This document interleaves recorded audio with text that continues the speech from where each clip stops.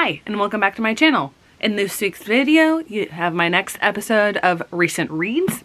I'm starting it off with just one book, a book that I finished yesterday, Sunday. This is Monday. I'm actually starting it off early.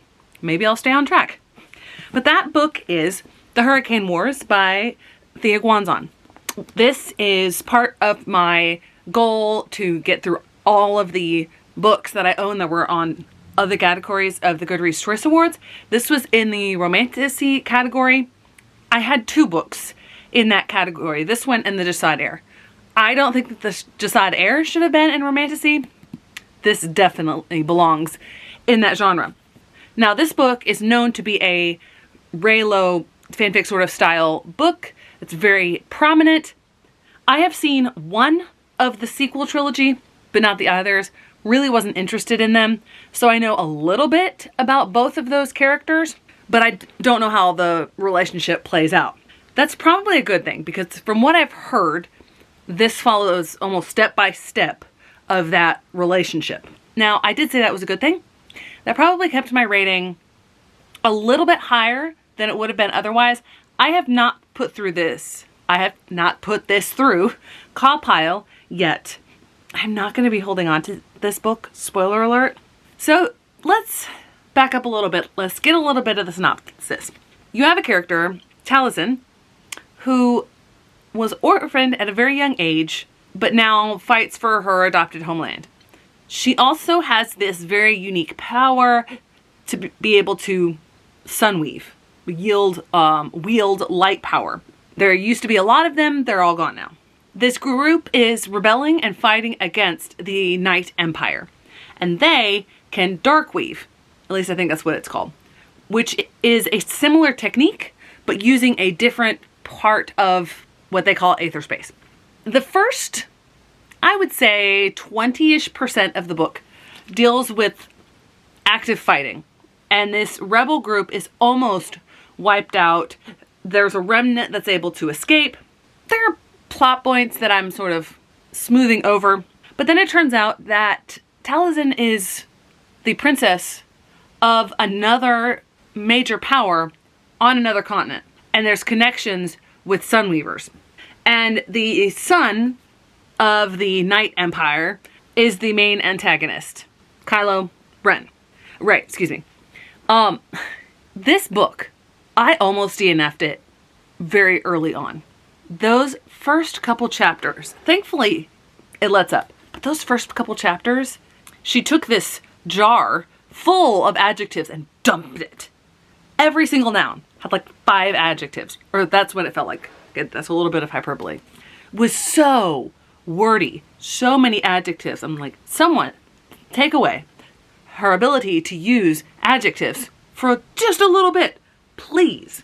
So heavy-handed. It was very awkward. I was not getting into it at all. Then the tone shifts when you get into this part where they are almost at a stalemate and negotiating a political marriage to hopefully save the world. I'm not saying that it was well written, but it let up on the heavy use of adjectives, which was good. When it comes to the relationship, do I believe it? Not at all. They go from being very clearly designated as enemies, flat out fighting against each other, about to kill each other, to all of those not so subtle, oh, I'm catching myself looking at his lips, or he's very well built. Life does not happen like that. It's not believable that if you detested someone, that you would just stop detesting them because they look mildly physically attractive. I've just never understood that. It does lead up to one smutty scene. Towards the end, I was able to skim through that. I'm not interested in that. And then there's setup for the future of this series. I don't know where it's going to go. Probably going to be a trilogy. I'm not going to continue on. Ultimately, it did let up on the heavy hand with the adjectives. So I was able to finish the book and have a decent time reading it. I had a feeling that this was not going to be a success. This was not a terrible read, except for that first part of it. Unfortunately, I'm not going to be keeping it. Okay, I'm back with another update. It is Friday. It has been a while because both of these books took me a little time to get through. This one is longer and I was listening to it on audiobook, and there was one evening where I didn't listen. So I'm going to talk about this in just a moment. And then this one I read physically, and the font is really small, and I'll talk more about why it took me longer to get through this one. But anyway, it is now March 1st, and Romathon has started, so my hope is that I'm going to be getting through a lot more books, but I'll talk about that in a moment. Okay, so the first one I'm going to talk about in this clip is Some Desperate Glory by Emily Tesh. I listened to this on audiobook, as I just mentioned. The setup for this is you have this main character of Kier. In some markets, this is adult. In other markets, it's YA. I would say that it's YA, especially since the main character is 17. But she lives on this desolate space station. It reminded me of Detritus from the Skyward series, but it's not exactly like that. They are the remnants of humanity because these aliens, and I forget what they called them, they destroyed Earth, and they're all that's left. And so they have to train basically from birth, and they're sent into these different areas, various assignments, and etc. And one of them is nursery assignment, and of course that's only for the women, and their job is to, have babies and then take care of them up until 7, and that's when they start training. This book starts with Kier and the rest of her, I guess, squad mates from that year of training getting their assignments and things going wrong from there. She has this uncle who's not really blood related to her, but has always treated her with special favors. She also has a brother and a sister, which is very unusual in this world because they are limited in the number of humans, and they want to keep the gene pool as fresh as you could say without having lots and lots of mutations. This book is split into 3 basic parts, and it involves a technique that sometimes works and sometimes doesn't. It's the idea of you go back in time, or you go back to a certain point and you change something, and there's an alternate reality that plays out because of what you changed. It's a big thing in Doctor Who. That's what happens here. You have the first part, which is the longest part, and that's about 45% of the book. Then you have the second part, which is very short. I'd say about maybe 10%. And you have the third part. The thing that keeps me from rising above a 3.5 stars is that very first part. Looking back on it, when I'm talking to you now, I finished the book, and I see from that last section why Emily Tesh laid out that first part of the book the way that she did, because everything comes together. The reason that Kier feels so insufferable and naive and brainwashed, well, I mean, she was very much brainwashed. This station is run very much like a cult. But the reason that she's so insufferable in this first part, it all gets resolved and fits together brilliantly in the last portion. Emily Tesh definitely knew where she was going with all of these different plot beats. I just did not have the best experience in the first section. And I'm not saying that she should have done something different, because then things wouldn't have come together in the way that they did at the end of the book. So it's tricky. So I ended up with a 3.5 stars for this. And this does conclude the first project that I have of the year, which is reading through all of the other Goodreads Choice Awards books that I had on my list. This was on the sci-fi list, the only one that I had on the sci-fi list. The other book that I read is The Hexologist. I got this copy from Caffeine and Legends, and I also have an ARC of it. So this is one of the ARCs that I have a physical copy of. I was looking at my TBR cart, deciding what I wanted to read next, what I thought I could read in those few days that I had before the end of the month, and the switch over to trying to read lots of books with red covers and people on the cover. Now, there are people on the cover, but anyway, I'm getting distracted. It's interesting that I chose The Hexologist as the first book that I read from Josiah Bancroft, because I do have his first series, The Books of Babel, on my series to start this year. This book I really vibed with, and it's hard to describe why. As I was reading through, I'm trying to think and analyze, what are the reasons why I'm getting these vibes? What are the reasons why I'm feeling the way that I do as I read this book? So the setup is you've got, I'd say it's sort of steampunky. It's around the turn of the 1900s, the turn of the 20th century. But there's magic involved. You have 4 main branches of magic: wizards, necromancers, alchemists and hexologists.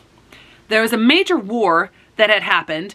Basically, being a necromancer or a wizard is frowned upon. There's not a lot of them left. The Industrial Revolution was in this world led by the alchemists. And then you have the hexologists, which is like this minor magic, and they're just allowed to do their thing. Well, that's what this character Isolde is. I don't think that her husband is a hexologist, but they work together. Their relationship in here, I loved so much. It's such a fun relationship dynamic between the two of them. So the writing in this, it's not lyrical. It's not easy to digest. It's really dense. It's esoteric. It's academic. And it did put me off. Sometimes that kind of writing can put me off. Other times, I really enjoy it. I don't know what I would liken this style to. It's not gothic. It's that section that comes right behind it.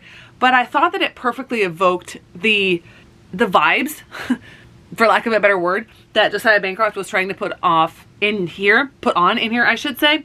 There was something else I was going to say. Oh, another thing, and this is not the first of these kinds, but I've discovered that I think that the genre mashup for me is fantasy and mystery, because there is a mystery they are trying to solve. They are basically these people that are trying to fight for the people, trying to solve cases and help the downtrodden, and end up getting a case for the king that they take on reluctantly to try to help. They spin it at first, but then it ends up actually helping the actual, like the regular people. It's just so fun. It's very difficult to describe as well, but it gets me excited for book 2 in this series, and also to start the Books of Babel. So this was a 4-star read for me. Okay, it is time to wrap up the vlog. A shorter vlog this week, but I'm hoping for a lot more books read in March. I am already at 3 books read, and this is March 3rd, and I haven't read anything yet today. I plan to start a couple of books. I don't think I'll finish the physical book I plan to start, but I may finish the audiobook. It just depends, because the audiobook I'm going to start is a middle grade, so that's shorter. But let's talk about the 3 books that I read since the last time I updated. 1 of them physically and 2 of them via audiobook. The 2 that I finished via audiobook were both middle grade, and I actually did listen to an audiobook on my run, so I did get more read via audiobook over the weekend than I did last one. So I'm going to start with the book that I have physically, and that is The Djinn Waits 100 Years. This is the book that I got with my last remaining credit on Aardvark that I bought last fall before I canceled. I had this on my anticipated reads because I think some people had talked about it being fantasy. I would not say that this is fantasy. Before I get into my review of the book, I am briefly going to say that this is the first book that I read for Realmathon. The bonus prompts that I got for it were person on the cover and also more than 50% read, including front and back. Of the individual prompts, I got only 3 of them. I wasn't able to use the full 5 that you can use. I used a special edition because it is not the normal edition. It has the Aardvark special there. It is a book that I purchased. Granted, I paid for the credit last year, but I did purchase it, did pay my money for it. And then the 3rd one, I wrote it down, but I didn't bring that paper over, so I don't remember. That was a total, so the bonus points for item on the cover, the person and the color was 20 points. Then I got, so it was 3, you get points for page numbers, and it was just over 300. So I got some bonus points for that. And then I got an additional, it was 5 points for the special edition, 4 for the purchase last year. And then I think the other one was only 2. So it wasn't that many from that one. So it was around 40 some points for this book. I have yet to enter or tally up my points for the other 2 that I'm going to talk about, but I can estimate at least the bonus points for those. This book, I went into it thinking that it was going to be mildly fantasy, because the setup is you have this main character, Sana, who's going with her father. Her mother has died. They're moved to this place in South Africa. This whole book is set in South Africa. That was one of the big positives for me, but I'll get back to that in a moment. They moved to this house where it was this grand manor that was run down and abandoned almost, but then turned into several different apartments. And they go and they get one of these apartments. So there's a bunch of unique characters in the present day, along with Sana and her father. But this house has a mysterious past. In 1932, when it was abandoned mysteriously. No one ever talks about it. And there's just some weird stuff that has happened at the house.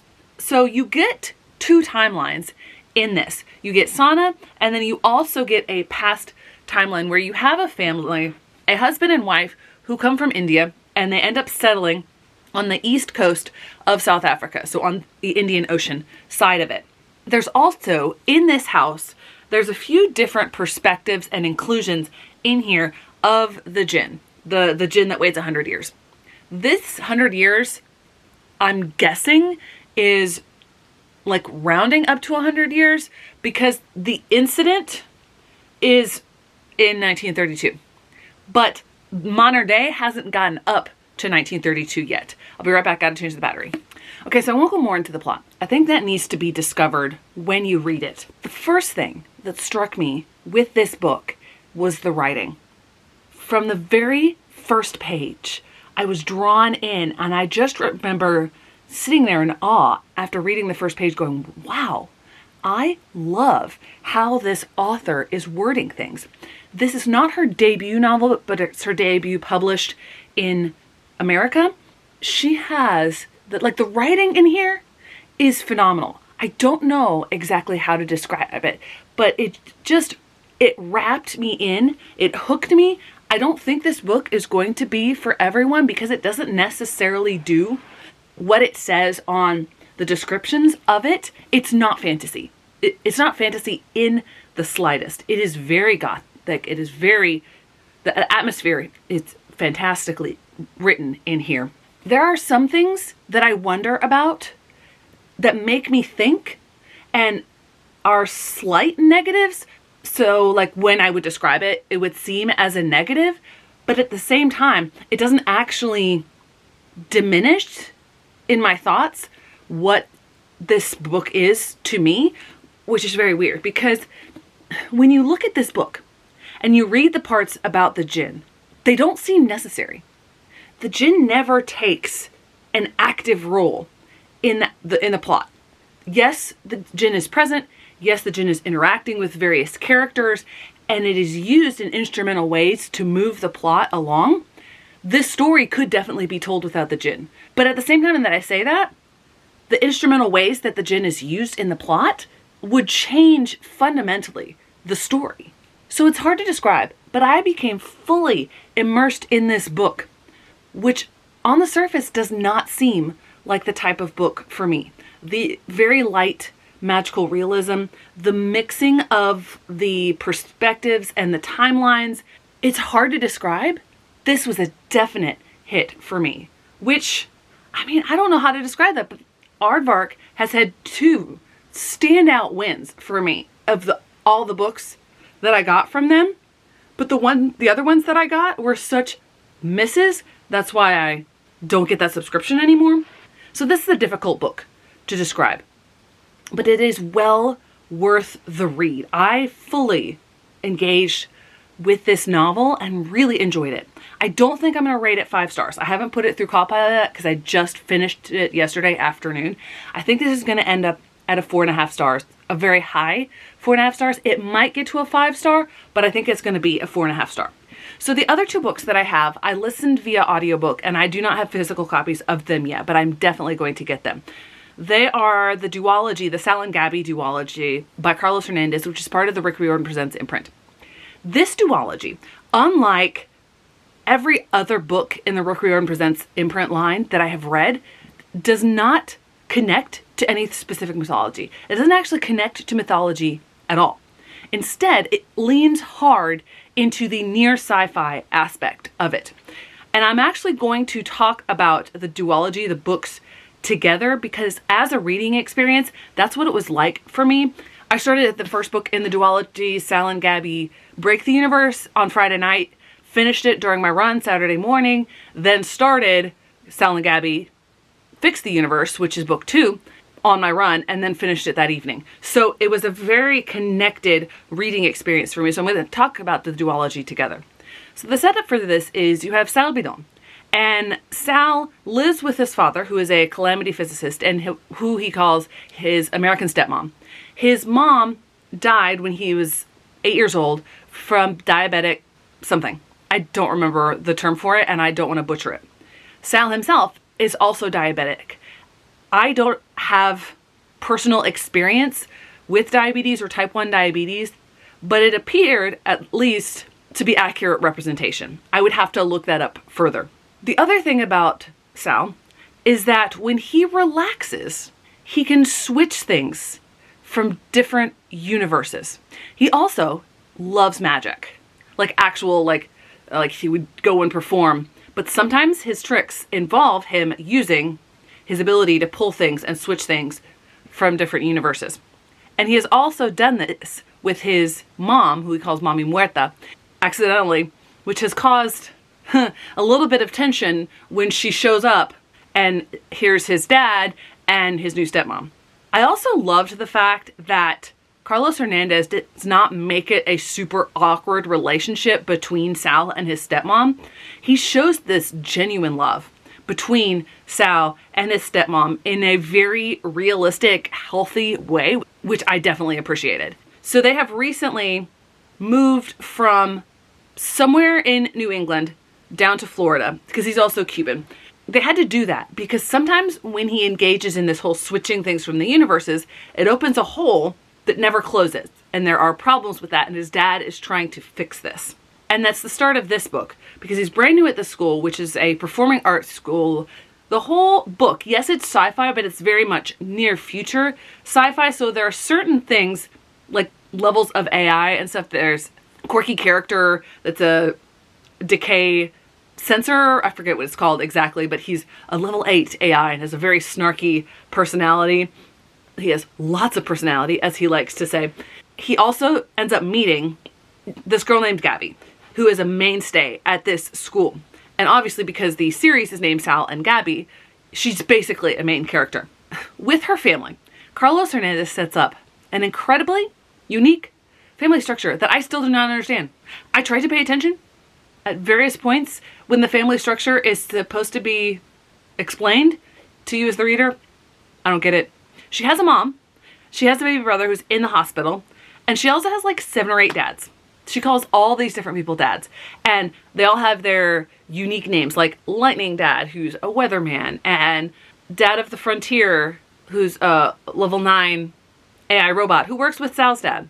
So there's a few different ones like that, and you know what? I didn't understand it, and you don't need to, really, to understand the book.